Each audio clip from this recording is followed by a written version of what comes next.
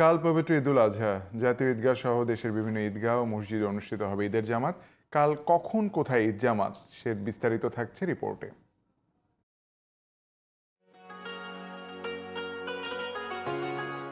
বরাবরের মতো এবারও দেশে ঈদুল আজহার প্রধান জামাত হবে জাতীয় ঈদগাহ ময়দানে সকাল 7:30টায়।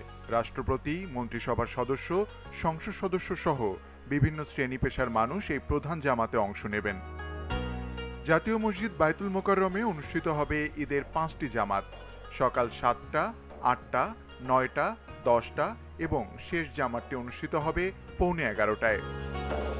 ঢাকা বিশ্ববিদ্যালয় কেন্দ্রীয় মসজিদে সকাল 8টা ও 9টায় দুটি জামাত অনুষ্ঠিত হবে। বুয়েট খেলার মাঠে ঈদ জামাত সকাল 7টায়।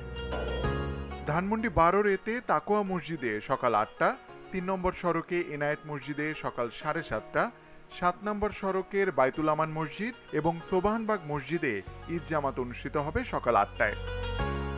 গুলশান সেন্ট্রাল মসজিদে ঈদের 3টি জামাত হবে সকাল 6টা, 7:30টা এবং 9টায়। মিরপুর 12 হারুন মোল্লা ঈদগাহে জামাত সকাল 7টায়।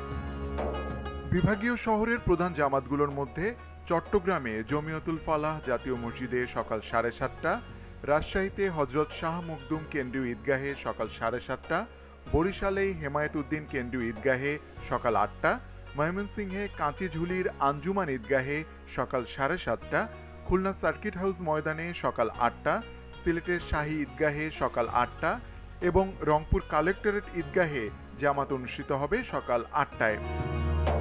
এছাড়া এবারও দেশের দুটি বৃহত্তম ঈদ জামাত কিশোরগঞ্জের শোলাকিয়া মাঠে সকাল 9টায় এবং দিনাজপুরের গোরে শহীদ ময়দানে সকাল 8:30টায় অনুষ্ঠিত হবে। Ismail Hossain Jewel, GTV news.